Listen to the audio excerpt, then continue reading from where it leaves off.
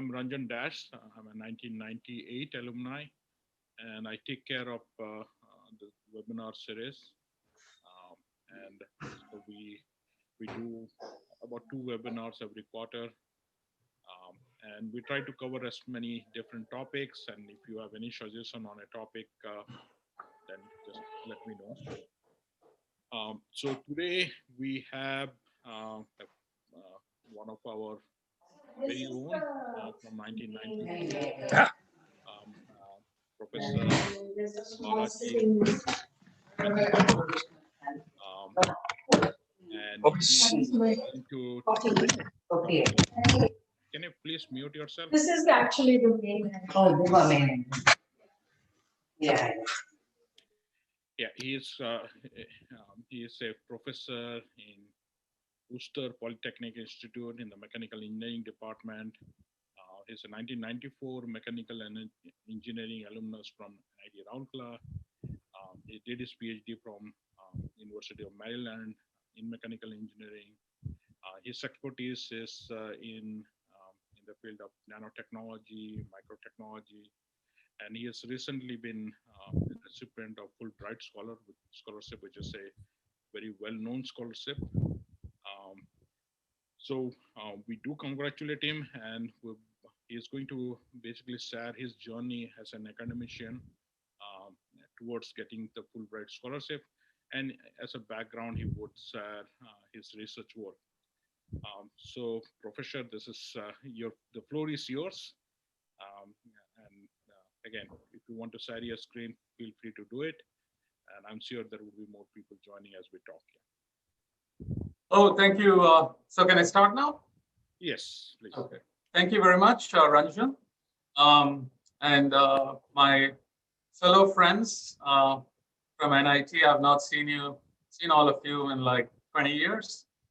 So, so this is actually, I felt it was a celebration of people that I've actually not met, and also celebration of our cultural experiences as well as professional and some personal experiences. So the Fulbright Scholarship is, as you all know, it's one of the most well-known and prestigious scholarship in the world. And so which combines both the technological aspects of my research as well as the cultural aspects of what I want to experience in India. So I didn't know where to start. So my seminar title is basically, life, work, and the pursuit of happiness, right? So, which we all try to do in our lives. And this is my take on it. So it's not going to be very technical, but it's actually going to be an experience of my life and, my accomplishments and something about my research. So let's get started.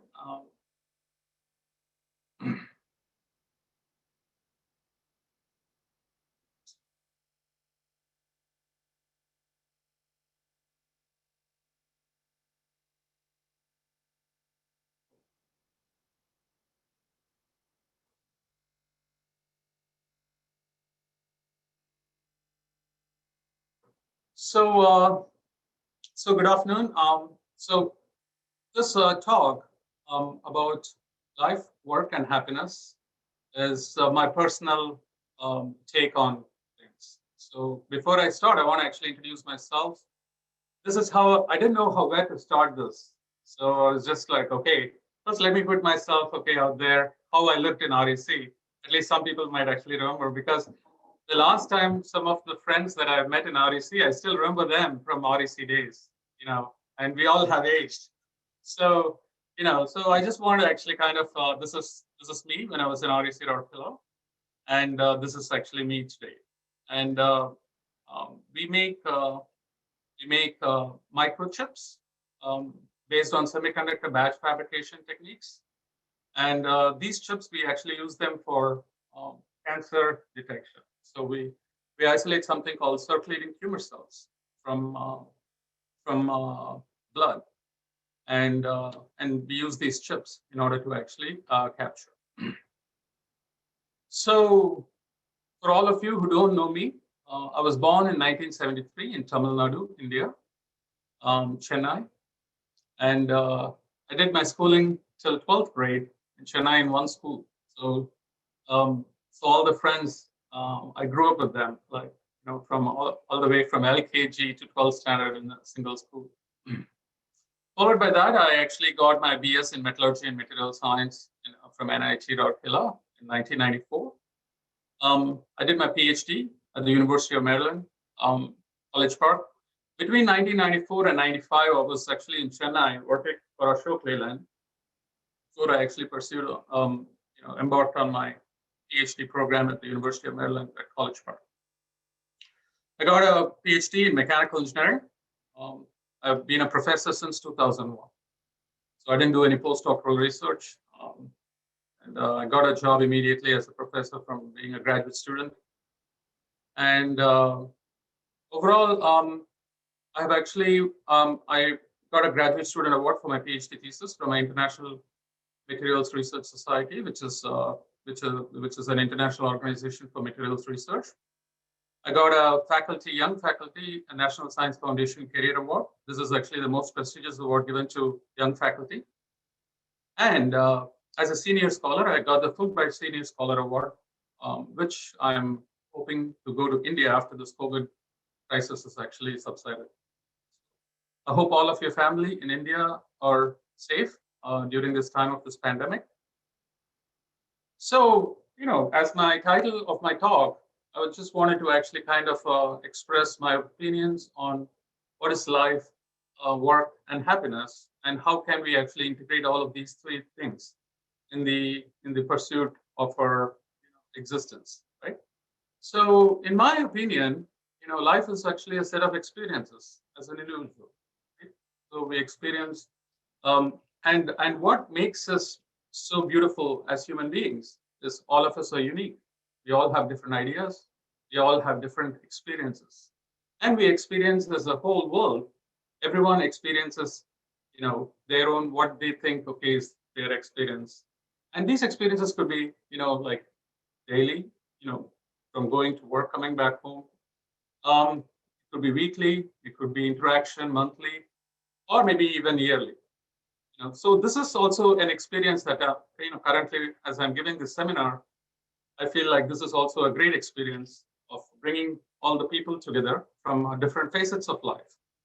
And so the fundamental question then becomes, what is our motivation for these experiences, right? So the motivation of what you want to actually feel every day is actually going to be determinant of how your life or where you want to actually take it.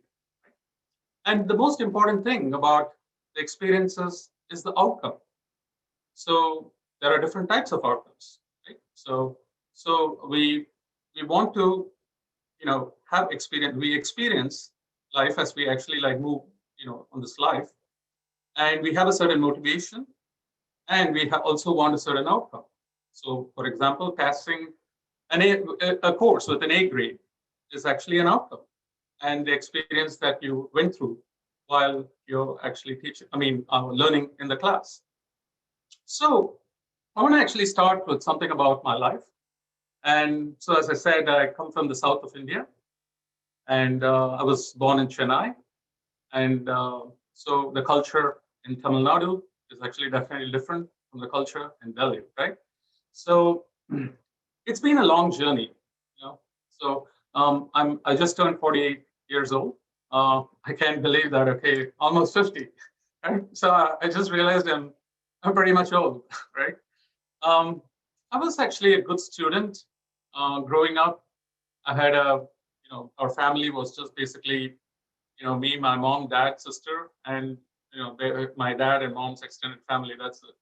So everything revolved around, family. And so in some ways, it was actually a very protected, life. So I didn't know much about even North India growing up. I didn't know much about what was all about India. And so coming from such a town, when Chennai used to be a very sleepy town. Chennai, actually, everyone wakes up at 5 in the morning. and people go to bed at night. So it's really one thing I really loved about my life in Chennai was the beach. When I was in high school, me and my friends, we used to actually take the bike and just go to the beach, which was only a few miles from school. So these are experiences that actually, when growing up, that was my life. So coming from Tamil Nadu, so what makes so the reason why I'm actually talking about my life, because I want to connect the seminar as somewhat of cultural as well as about my work, as well as what I'm going to be doing with the Fulbright. So this is my dad and mom, and this was taken 2 years ago when I was in India, in Pondicherry. And one thing I really loved about Tamil Nadu was all the temples. The big temples are most of our travels, family travels involve, going to different temples in different places. So I have some videos, okay, that I'll show you now about, some of the aspects about my travels in India. One thing that actually comes to my mind is, I was able to remember and relive some of his experiences, and that has actually culturally enriched me in many different ways. So I show this, picture of me standing in front of Lake Café, which is actually a French cafe in Pondicherry. So what that actually really brought was, it was me, my dad, and one of my friends. We actually went to write the examination, CHIPMER examination for the medical college examination in Pondicherry. And I was 16 years old at the time, and we had a small little coffee by the beach. So the other side of this building is actually the ocean. And that stayed with me for the rest of my life, because that was actually an experience that I was like, although it was so simple, and but it was something beautiful about it. Having a cup of coffee with a friend of yours and your dad. And these are some of the most important. I didn't realize at that time that this would be a great moment, okay, in my life, but that experience has actually stayed with me for the next 25 years. And which is actually, so when I went to India in 2019, just before the pandemic actually started, and we decided to travel, so I was able to relive all those experiences from my days of growing up. So this is my mom. My mom is actually a breast cancer survivor. In 2013, she was diagnosed with stage 4 breast cancer and with severe lymph node invasion. And she's okay today. So I was there in India with her, through her chemo and radiation and everything, because I work in this area. So I was able to get a team of doctors, and that has actually produced a lot of good results. And so this I wanted to actually kind of share that, we come from a very small home in India. It's like 2-bedroom apartment. Okay, that's where I grew up most of my life. Yeah. And my parents still live there today. So this is actually a small little snapshot, okay, video I wanted to actually share. This is my dad. He's 84 years old now. And, in my, when I went to India and we were traveling, I used to actually make the small little videos, snippets of the cultural experience. So I asked him some questions, and I just wanted to actually play. I thought this would be interesting.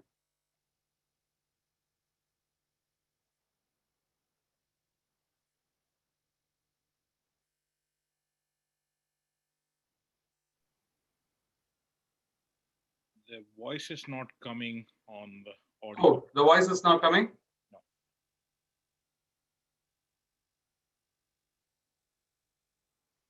Can you?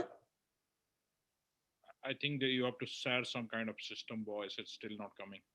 Oh, what is that? I'm sorry. I think you have to there is some settings for sharing the system audio. Yeah. Oh, okay. All right. I guess this is okay. I mean, I'm just going to skip this. So okay, so some of the things that since the audio probably is not working, so I'm going to actually show pictures, okay, of some of the journeys. So this is actually, this is a place called Puhar.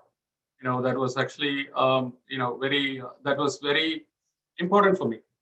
So because I read the epic of Silapadikaram, which is actually written in Tamil and by a monk named Ilango, and he was a prince. And this actually happened in Tamil Nadu thousands of years ago. And so this was actually like, this is the ocean, and this is where this is also written and translated in English, called the Tale of Anklets, Two Anklets, and where the main heroine is Kannagi, and she loses her husband Colin, and because of an anklet, and it's a beautiful story which actually happened in Puhar, and and why this is important was this town was destroyed by a tsunami in 300 BC, and it's actually been written in the Peripleus of the Erythraean Sea by the Romans, and the Romans used to actually come and trade in Puhar, and that's how they wrote about Puhar in their and even in Silapadikaram it actually says that the town was swallowed by the ocean. That's what they say, and we thought that it was all a myth till the 2008 tsunami actually happened. There used to be a lighthouse, and it's a beautiful town because you can see the Kaveri River merging into the ocean. Although now it's all dried up, but in those days when you picture it, you could actually see the cultural, the exchanges, and also the exchanges of goods and trade, and the foreigners coming to Puhar, and and having training.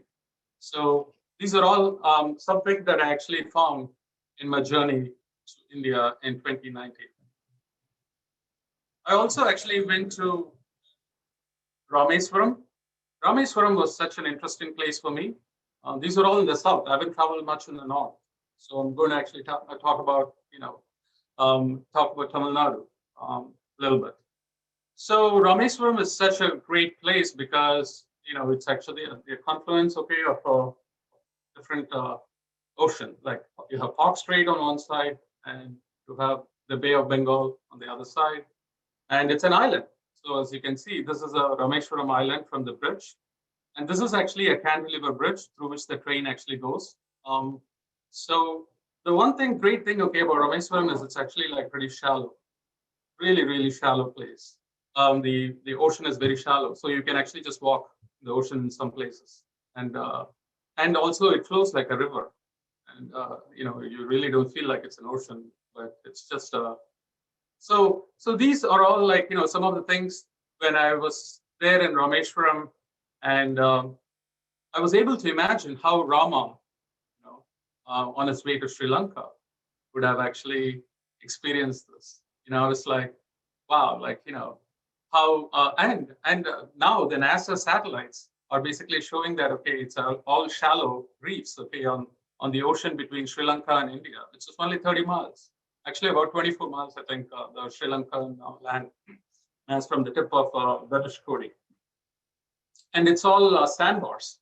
That's why ships cannot go through, and it takes ships from the west coast of India to reach the east coast of India. It has to go all the way around Sri Lanka.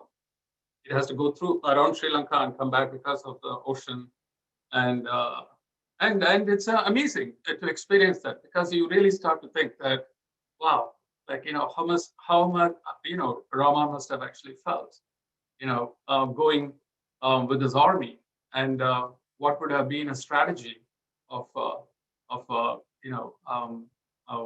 going to Lanka, right? So this is actually also another picture. This is a temple in an ocean in near Rameswaram, where Rama apparently, this is actually really ocean. So there is you walk about 500 meters inside the ocean, and they, this was the different gods, okay, the 9 Navagraham, so the 9 gods that's actually in the pantheon of Hinduism. And so this was so interesting because I've never seen anything like this. Even growing up, like, I didn't actually travel as much, but the extent of my travel really opened me up to, not only the cultural, but also the historical, cultural, as well as anthropological experiences of India. And here is actually another picture from, the top of the temple. And this temple was actually built, by Rama, and where Vibhishana's coronation. So Vibhishana was Ravana's brother, and he joined Rama because he did not actually like what Ravana was doing. And so after the war, his coronation actually happened on this temple, and there's a mount, so you can actually see the ocean all along the sides. And finally, this is actually, this is the place where Rama actually quenched the thirst of Sita. And if you go into the ocean, there is actually a tank where you can actually get fresh water, and you can actually be able to drink the fresh water, okay, from the tank. So these are all, okay, some aspects, okay, of my travels in India. And so let's talk something about my work. So in my opinion, okay, we determine, okay, work, our own work.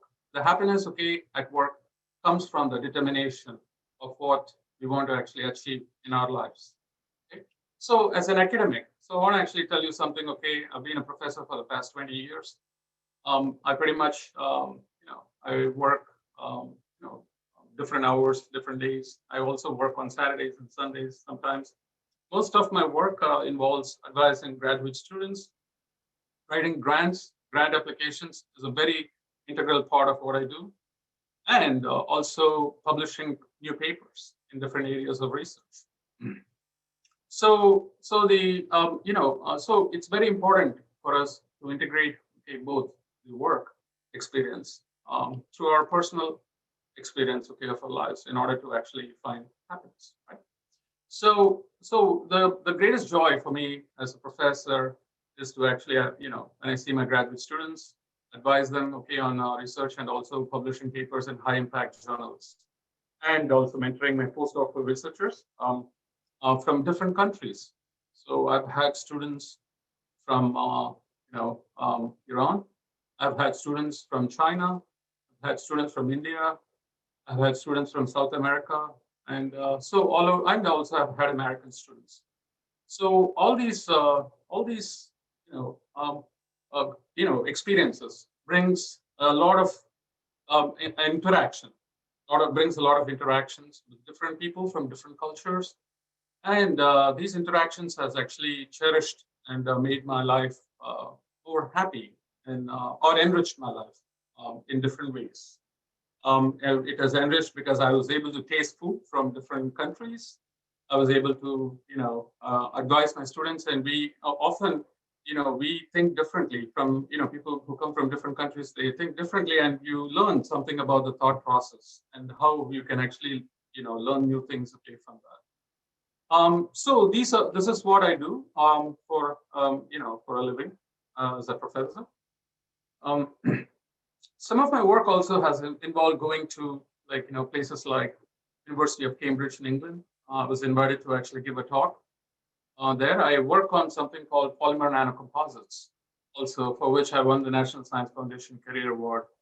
And I did go to England in 2015, and because I was actually working with some scholars at the University of Cambridge in England.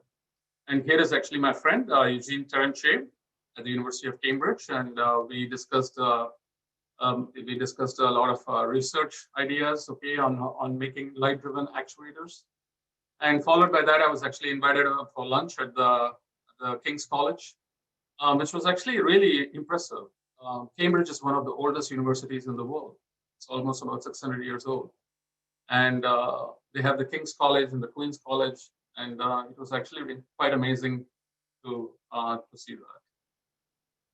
I've also been to many other countries, including Japan and Taiwan. So this is actually, so I went to give a talk, an invited talk in Taiwan, in Taipei. and on cancer nanotechnology. And followed by that, they actually took us to meet with some of the researchers in the hospitals. And so this is actually from the balcony of the hospital. They actually had even a small little gathering and wine and cheese, and so we kind of and this is where this picture was taken, okay, from there. So you can see the high rise. This is the tallest building in Taipei. It's very impressive. Taiwan was very, very impressive. So, currently I'm a full professor of mechanical engineering. I worked at 3 different universities: University of Delaware, University of Louisville, and currently now I'm at Worcester Polytechnic Institute.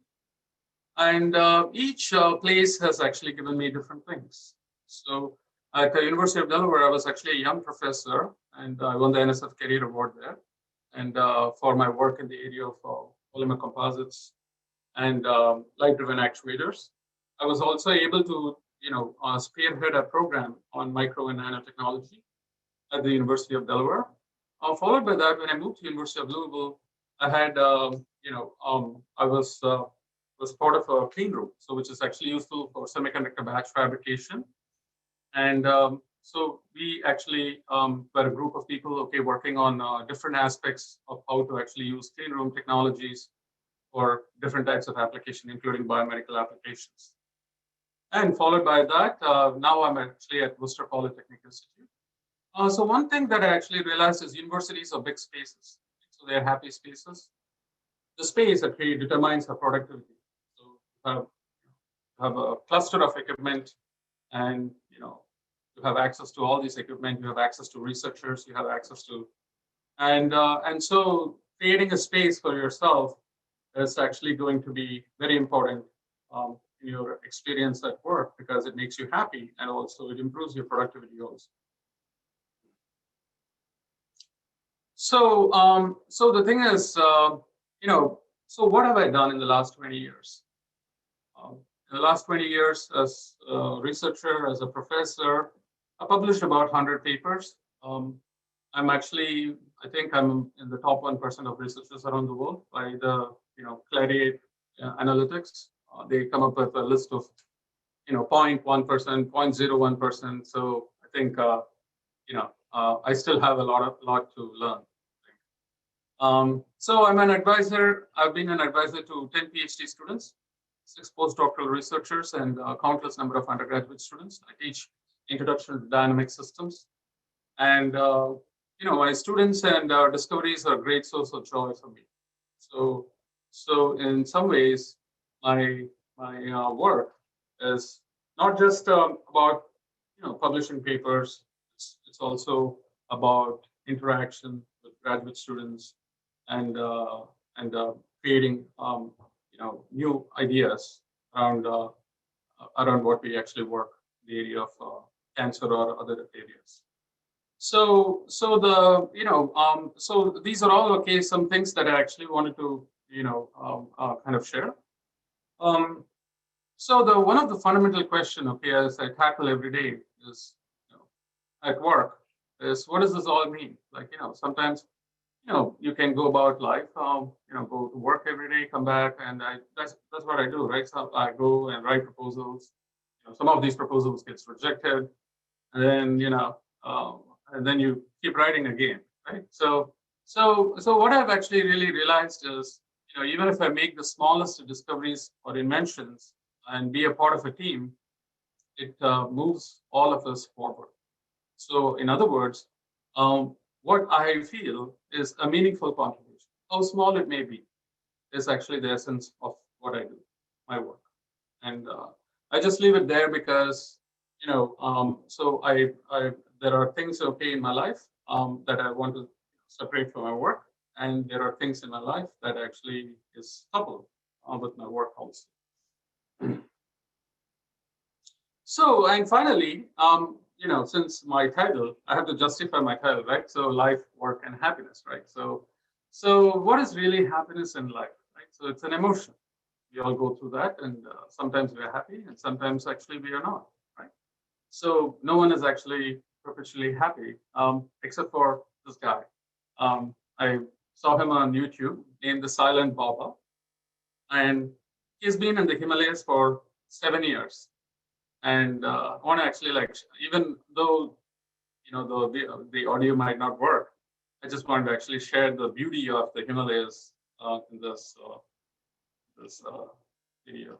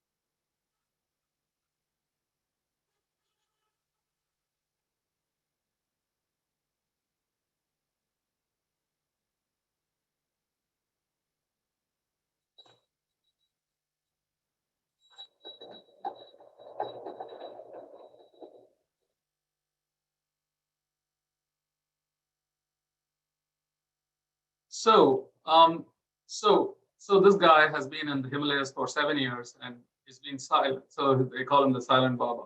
And but we can learn much from being silent. In fact, you can teach someone even without actually uttering a single word, and that's actually fascinating. Right? So you can actually learn something about the universe and how, by being silent, we actually are engaged in receiving the waves around us. And that's actually, for me, was quite fascinating. So since this is actually a congregation of NIT Rourkela, so NIT was great for me. I was very happy when I was actually, if I reflect on my experiences at NIT. I made friends from all over India, from different cultures. Right? So India is actually a microcosm of different cultures. Every 100 kilometers you go in India, you see people speaking different languages. You see people speaking, eating different foods. So in some way, the NIT actually prepared me for being a Fulbright, because of the fact that the Fulbright is actually about, exchange of both technical as well as cultural experiences, in different parts of the world. So the United States has about 144 countries in which they actually offer the Fulbright program. And so each country is different. And so India actually represents the world in some ways. It's a microcosm of all different cultures. I'm still in touch with a few people from Odyssey. So I don't know how many of you remember going to K2 or Back Post was actually a good hobby, at REC. And right, so we used to go have chai and K2 before we attended classes. And then after classes, we would go to Back Post, for having some snack. And then, of course, once in a while, going to Madhuban restaurant, in Rourkela. These are all things that I actually remember with great joy. So since I actually left NIT Rourkela, I've seen that, NIT has actually become expanded into many other departments. And so it continues to be a beacon of light, not only in India and the world. And for that, we have evidence, strong evidence. We are all evidence, living evidence, of the fact that NIT has done such a great job with their undergraduate education, and that all of us are actually doing really well, and we should be thankful, for studying, at NIT. So when I thought about giving this talk, as I said, I didn't know, I wanted to actually have an exercise, for my mind. So I kind of started to think about, hey, can I actually, do I remember at least one person from each state, in India, that actually went to college, with me at NIT. And so these are all some of the names, that actually comes to my mind. From Tamil Nadu, especially Ravi, Nagesh, Vijay Kumar, Venkatesan. These are all my friends from my batch from Tamil Nadu. The same thing from Andhra Pradesh, Kalyan, Srinivas Rao. They're all from my batch. So I was actually pretty much able to, get remember most of my friends or people that I actually interacted with when I was actually at REC. Recently, I had really good interactions with Partha Mahapatra, who is actually a professor at in California, and also Shashwat Mishra. He was the topper in my branch in metallurgy, and now he's an IAS officer in India. And of course, I remember Sandeep Mangaraj. He's also in the US now, and Naveen Gupta is actually in Toronto. So I have all these interesting, Vikas Malik is a guy, from Delhi. He was, I think, 1 year senior to me, but he came to Chennai to work. So I ran into Vikas when I was actually working in Chennai after I finished. So he was working for L&T at the time. I don't know what he's doing now. Similarly, from the west coast of the west side of India, I remember Bobby George, Bhupinder Singh from Haryana, Rishi Kapoor from Punjab, Pankaj Jain from Rajasthan. And Pankaj actually, recently I got in touch with him, and he's in Seattle. He's been in Seattle for the last 20 years. So it seems, when I see the, map of India, it's just amazing. It makes me, that these experiences that I've had with all these friends has actually enriched my life in multiple different ways. And that could have not happened if I didn't actually go to REC Rourkela. Some of my professors I still remember is, Subhash Chandra Mishra was actually, he actually helped me with my final thesis. And we used to have a lot of good conversations. So I remember him very fondly. And of course, I remember other professors such as R.C. Behra, Professor Ganguly, Professor Mohanty, and Professor Roy, and Professor Sen, and many other professors that also come to my mind from other departments, with whom I actually took classes for a short time. So coming to what is Fulbright? So the Fulbright program is actually, it was instituted by Senator Fulbright and in 1946. And it was instituted, when United States won the World War II, there was the spoils of the war. So what do we do with the spoils of the war? And Senator Fulbright, he said that, okay, the best thing that you can actually do is to educate yourself about other cultures. And that is why the Fulbright program was actually instituted, where, they selected a certain, few people. It doesn't have to be professors. You can be a Fulbright if you're an artist, for example. You can be a Fulbright if you're a doctor. So Fulbright covers a lot of different fields, and all they expect is you to have an undergraduate degree and with a vision. Right? So you have to articulate. It's an essay. You have to write a 5-page essay. And throughout the world, okay, the success rate, okay, is about 20%, average success rate. So it depends on the country. For example, the Fulbright program in India is very competitive because India, the connecting bridge between India and America is actually the Fulbright program, mainly. Because in 1948, when India won independence, the first thing President Radhakrishnan, when he went to the United States, basically was like, okay, we want to be a part of Fulbright, and India has its own Fulbright program.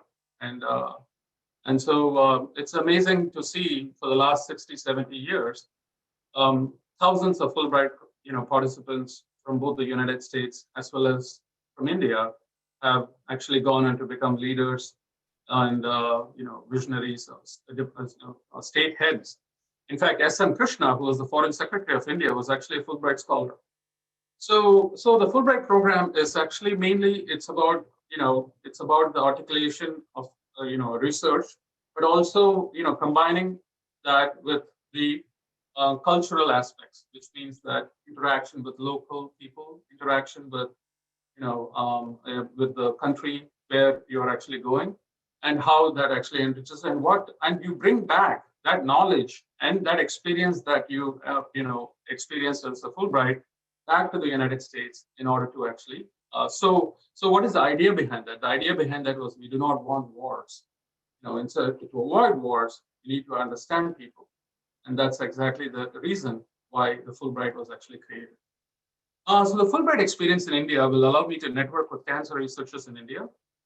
And so I'm going to Vellore Institute of Technology as well as Indian Institute of Technology in Madras. And I'm going to be working with Apollo Hospitals in Chennai. And I'm also going to be working with Chennai Breast Clinic and multiple other centers around Tamil Nadu.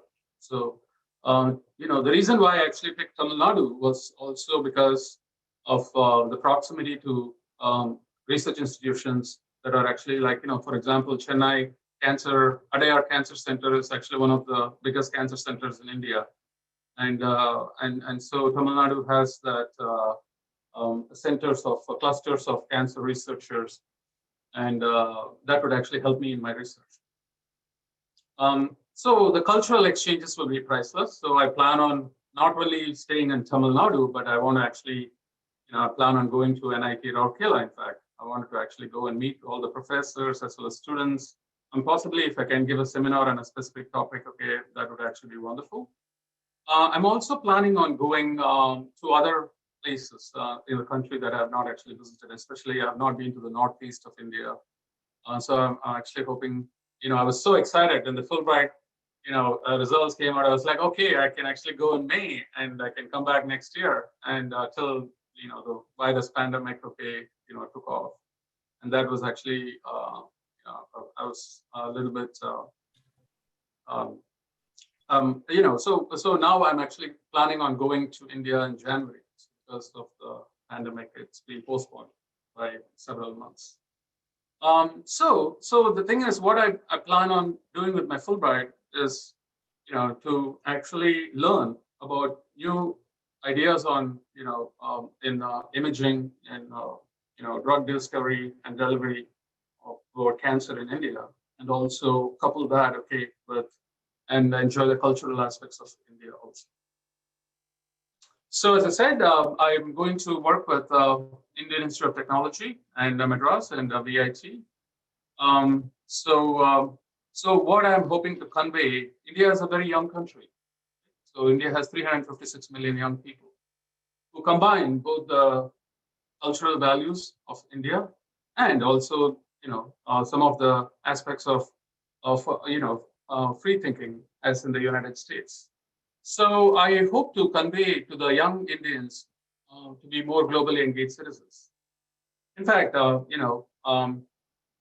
to NIT Rourkela and getting a degree from there, actually I was a nationally engaged citizen, right, at the time. So because I met people from all different walks of life from India, and I was able to share my cultural as well as, at that time when I was studying in classes, whether it was sharing about something on metallurgy or whether it was actually sharing, okay, food from a different place in India, it all is the same. So I feel that, okay, from that aspect, going to NIT was really enriching, and also that actually prepared me to be a Fulbright, okay, in the future, although I didn't realize at that time. So a little bit of what I do. So we are developing a blood test, okay, to detect cancer metastases. And here is actually an example of our paper. So what we do is, this is actually a cancer cell, and this is actually a white blood cell. And we use something called carbon nanotubes. So these are nanomaterials. And so what we do is we are able to make the cancer cell go and attach to the surface.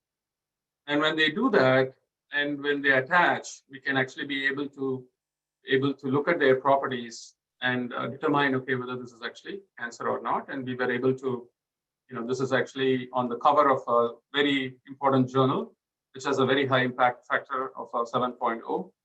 And so this is, we call this liquid biopsy. So, so you have tumor biopsy is a highly invasive procedure that, everyone, suppose someone actually has breast cancer. So the first thing is actually like, they'll do a fine needle biopsy or, and followed by that, they have to actually do a tumor biopsy where they take some cells from the tumor and they actually, see if it's cancerous or not. And they look at properties like how they differentiate, cancer cells differentiate. Here, what we are doing is, but that's very invasive.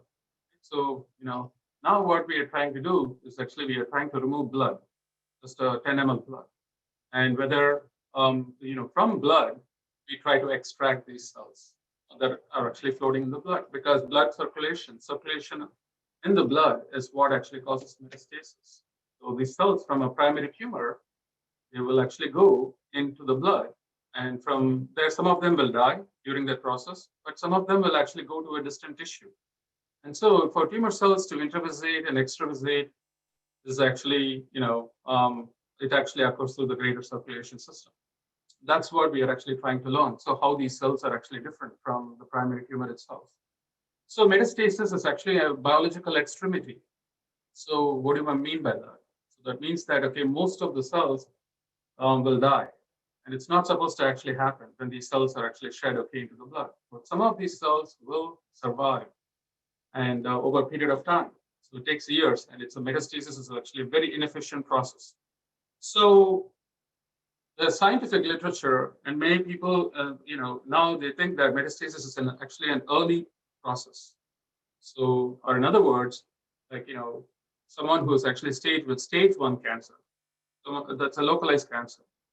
So if it's a stage 1 cancer, people think, okay, hey, it's localized. But then after 10 years, the cancer comes back. How does this actually happen? Because, and that's why, now, based on evidence, people are saying that the metastasis is actually an early process that actually happens years before you actually even detect, that there are cells that are actually causing, that has the traits of metastasis. So we are trying to understand, and it's a very complex problem. So I don't want to actually go too much into the, biology of it, but it's a complex problem but we are looking at this from a mechanical engineering perspective. So what we are really looking at is how does these cells move on the surface? How does these cells exert forces? How does these cells change shape? And how does these cells change stiffness? So these are all the things that we are actually looking at in order to actually capture these cells in blood. And so that's about it, my talk. So I think, it's almost 2:50. So basically, I wanted to actually summarize that I came from Chennai, a small family, growing up in India. I just didn't have much idea about, India or the United States at the time. But the interactions at NIT and making friends made me a nationally engaged citizen of India at that time. And now, being in the United States, it has actually made me a globally engaged citizen.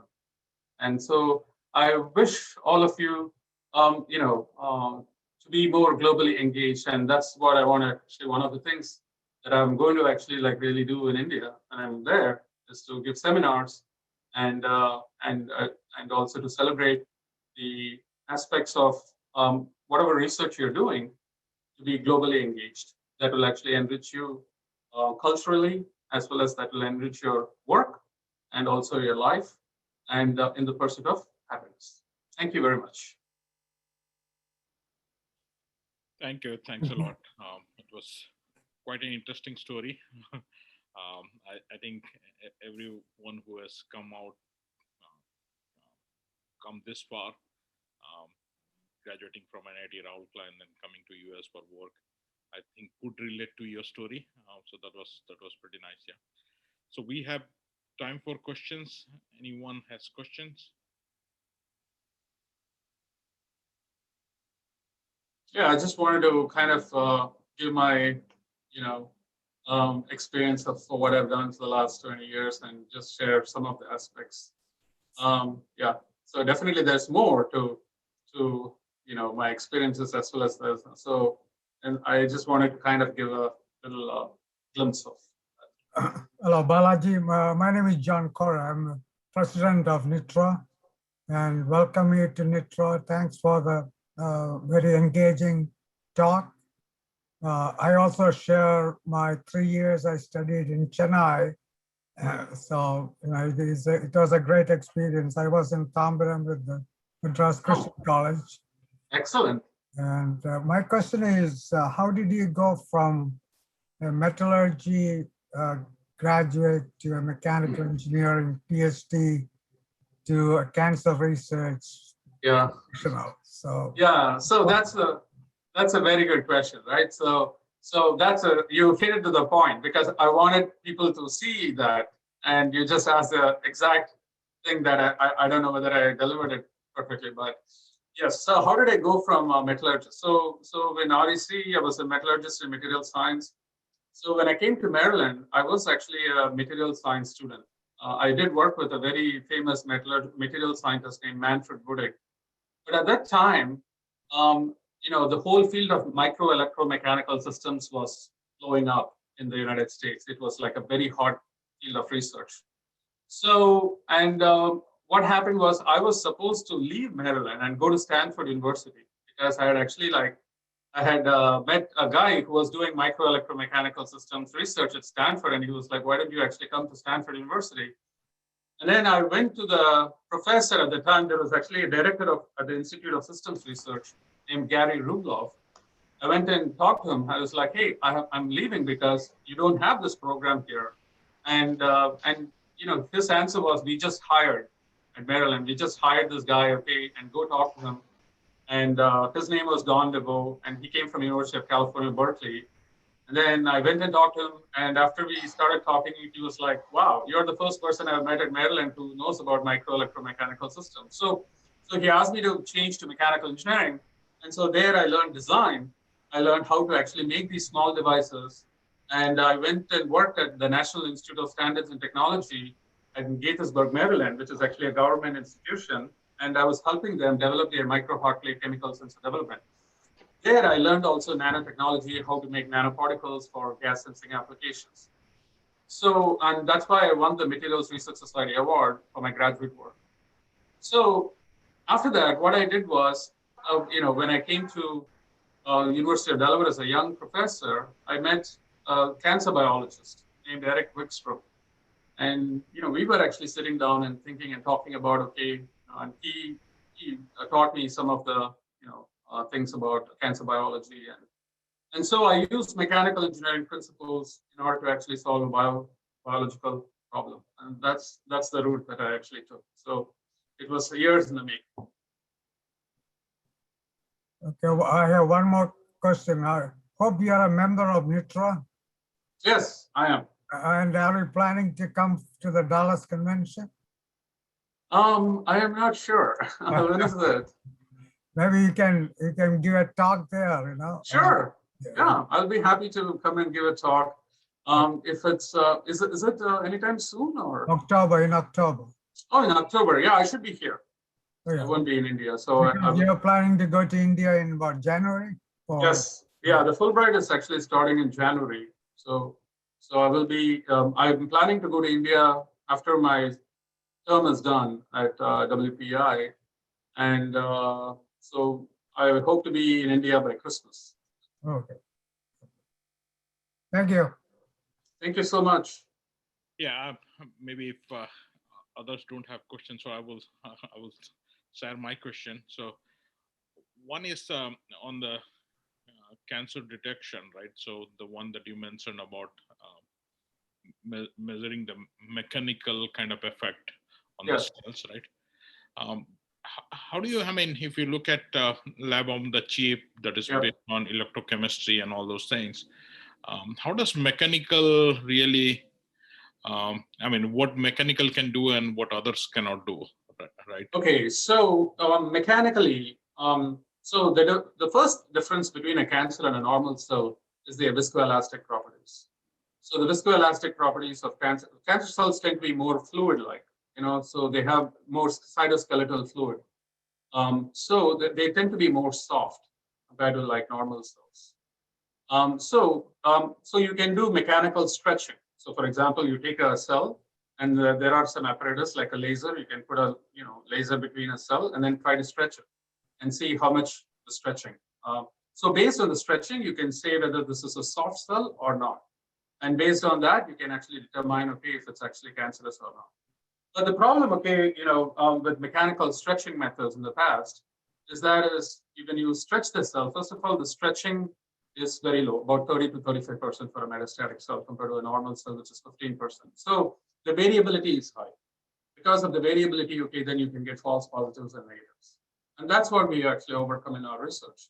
Because we are making the cancer cell do the job by itself and stuff like, pulling it, okay, using a laser-based method or using an atomic force microscope or any other thing. And that's different in terms of what we do. Okay. Is there anything resemblance in terms of commercial use, not on the cancer, but as such, are there mechanical technology that is being used for early stage detection of any kind of diseases? From a mechanical standpoint, no, these are not actually used like an optical stretcher. There is actually a method called optical stretcher. There is actually a method, atomic force microscopes. These are all actually, you can look at a cell, but they are not actually currently commercialized for stage 1 to even stage 4 cancers. The reason behind that is because of the variability in biology, right? So the heterogeneity of cancer makes it difficult, because some cancer cells might look like a normal cell. And so you might have false positives, okay? Like when you look at when you're stretching the cell and that actually kind of, looks like a normal cell, then you're going to actually have a false, you're going to actually say that this is not a cancer cell when it is really a cancer cell, right? So those are all the problems, okay, that actually exist, and these are not routinely used in the clinic. Yeah. And because you also need very high-skilled laborer, use high-skilled technicians in order to actually be able to do the measurements very carefully, as well as you need the biological heterogeneity makes it difficult. So, but what we are actually trying to do is completely different. We are not actually putting an external force on the cell. We are actually trying to make the cell, do what it actually is expected to do in vivo. And that will actually determine, okay, to us, whether there is actually a metastatic cell or not, because metastatic cells in the blood, they have certain characteristics where they can actually almost become like a thin film, and they can actually go through the endothelial cells that actually walls our blood compartment. And so we are looking at, okay, how these cells stretch. That's what we actually do. Thank you. Any more question? Hey, Balaji, this is Vijay. Hey, Vijay, how are you? You're in Dubai? Yes, I am. Good to see you. First of all, being your, before my question to you, I would like to say that I'm really, really very happy for you and proud that being our batchmate from '94, to see your growth and the way that you've done, you've conducted your life through these years is very encouraging to see, and congratulations for that. Thank you. Thank you. I'm really humbled by, I'm really happy you were able to join us. You're welcome. Welcome. Just a quick question to you on this subject. It's very, I think some of them which I wanted to ask you has already been covered by a few of my the other participants. But one specific query on these metastatic cancer cells and things like that. There are certain types of cancers where there have been a lot of research over the years. For example, breast cancer is something which had attracted a lot of attention and research work. But some of them are very rare type of cancers, such as intestinal cancers like jejunum and pancreatic. How useful is your research work? Is it applicable to all types of cancers, or is it something which is in line with where there have already been a lot of research work done? Yeah, that's a very good question, Vijay. Thank you so much for asking. So different cancers, they are different. So for example, what I'm doing is epithelial cancers. Epithelial cancers means the cells that are actually attached. That's the basic mechanism behind epithelial cancers. And these account for about 80% of all the cancers. So what I'm doing actually is applicable to 80% of the cancers. There are actually cancers. There are sarcomas. Sarcomas are actually like non-adherent cells, and like something like skin cancer. So my work might not be completely be applicable there, and so what we are really focusing is on epithelial cancers such as cancers of the lungs, breast, colon. These are all major cancers. Excellent. Thanks for the answer. Thank you. Can I ask one more question, or is somebody Sure. else? No, actually, I have nothing to do. So please, this is a great interaction. I love it on a Saturday afternoon. So you did mention about the work on polymer nanocomposite with the University of Cambridge. Yeah. Can you elaborate a little more on that? So this is what we do. So my NSF Career Award, the National Science Foundation Career Award as a young professor that I won, is actually on making light-driven actuators. So I have this. I take carbon nanotubes. These are nanometer scale tubes, and I put them into a polymer. So these are entropic polymers, which means that they depend on the configuration. So now when I hit it with light, I can actually be able to change the strain inside. And that we actually use it for creating large photomechanical effects. So that is the research. We published a paper, our first paper when we came out.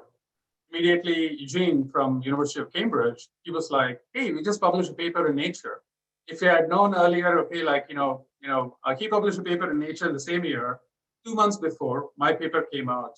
So and then he invited me, and then we started actually whole program on this, and then he advised my student, I advised his student, so they both were actually like, one was working in Cambridge, one was working with me here, and so we were able to publish 5 or 6 very high impact papers on that, and that's how I started my collaboration with Eugene, and this collaboration goes even till today, so we have very good collaborations. Yeah, thank you.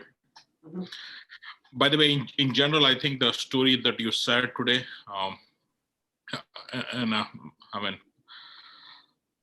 I could relate to it because I came here and did my PhD. I think what would be really good is if you can share this kind of story to students back in NIT Rourkela. Yeah, definitely. People don't consider academic as a career opportunity. They think that it's very boring, it's very lengthy process, whatever it is, right? They don't see the excitement throughout the journey. And I think what you said today would be really good and would have a lot of impact if you can do it with the students. Yeah. Yeah, well, part of my job is to meet students, right? So every day. And you know what? I would have never realized this. So all the things that I said this is because of my experience as a professor for the last 20 years. If I had actually gone to the industry and just worked, my life would have been different. I wouldn't have actually been exposed more to that. I wouldn't have understood about the cultural aspects, of going to university and and since my life has always been at a university, whether it's NIT, I was able to understand the similarities between how I was a nationally engaged student at NIT, and that actually made, I made a lot of friends, and even today I speak to some of them, and and it's the same. So the thing is, NIT prepared me for what I am actually today, and I think to summarize it all, life, work, and happiness, right? So each one of them is very, very important, right? So you cannot have just life and happiness. You cannot just have work alone, right? So you're not going to be happy. But how do you integrate all of these 3 things? And you have to look at this from a cultural lens. And each of one of our cultures are different. So in order to be able to be culturally engaged and to learn, that actually makes your life, as well as also it actually applies to your work. And in the process, you find happiness in both. Of course, you're not going to be happy all the time, but there are times when you're not going to be happy at work. But the thing is, we just try to strike balance and understand the inner meaning of what we do, right? So whether it's our own lives or work, and the struggle, be happy.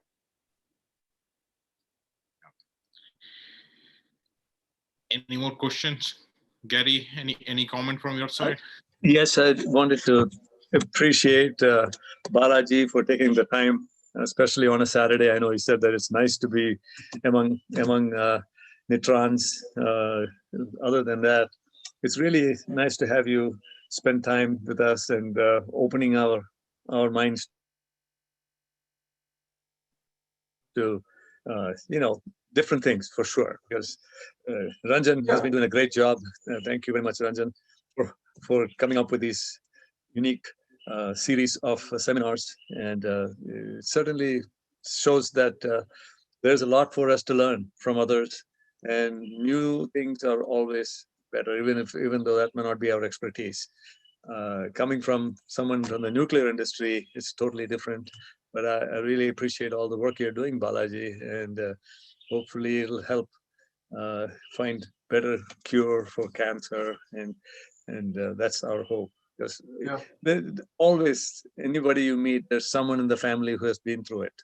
So it's a widespread disease, and anything that can be done to make it that much easier on the patients, that's always better. So really appreciate you doing. And all the best. All the best. Thank you. Thank you very much. And Thank you, Balaji. This is John. Thank you for coming to the NITROAA seminar. Thank you. Is there any question, or shall we end the webinar for today? Okay, then. So thanks a lot. Thanks a lot, Balaji. This is really a very nice discussion. So I appreciate your time on this Friday on this Saturday afternoon. Thank you. Thank you very much. And as always, it's all a discussion. It's all a conversation, right? So any seminar for me is always a conversation and about new things.